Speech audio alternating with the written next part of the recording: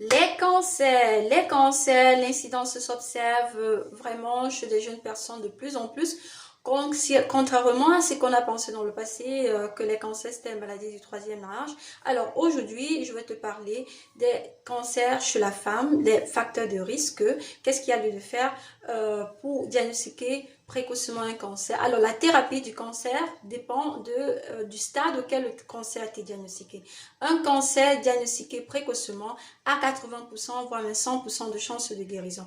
Alors aujourd'hui, éduque-toi, préviens ces maladies et tu peux sauver des vies. Partage, écris tes questions en commentaire, c'est très important. Moi, c'est Dr René Fautier. Tu peux voir aussi sur ma chaîne YouTube beaucoup de vidéos par rapport à la santé. Alors, chez la femme, tu as le cancer des seins, c'est assez fréquent. Le premier truc, la familiarité. Dans des familles, on observe que la maman, la grand-mère, la tante ont le cancer des seins. Alors, si c'est le cas chez toi, je t'en prie de faire régulièrement de contrôles chez la gynécologue. Le premier contrôle que tu dois faire, tu peux le faire toi-même déjà à la maison, par la palpation de tes seins. Alors, qu'est-ce qu'il y a lieu de faire? Tu te mets devant un miroir, avec la main comme ça, sur la tête, avec la main posée, tu commences, tu te palpes les seins, ok? Alors, naturellement nu, tu le fais nu. Alors, tu palpes les seins, La palpation de tes seins, vraiment, tu dois le faire à distance de tes menstruations, ok? Peut-être 2 semaines après tes menstruations, une semaine après tes menstruations, pour éviter des faux nodules, ok?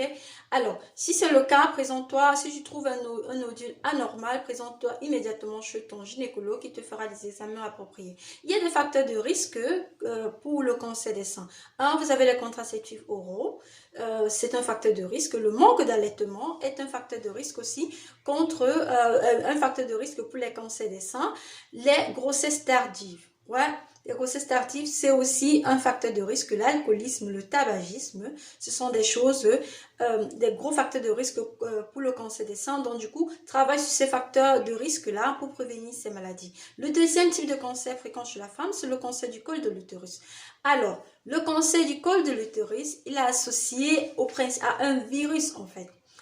Le papillomavirus, c'est un gros facteur de risque. Alors, ce virus se transmet par voie sexuelle. Oui, mais sexuellement, tu peux attraper des cancers.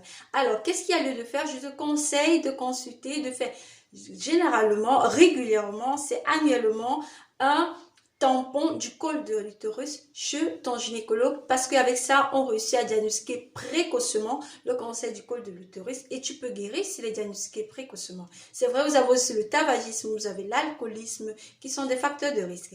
Alors, c'était tout. Partage massivement et que prends soin de toi. La santé, c'est le meilleur cadeau que Dieu nous a donné. À la prochaine.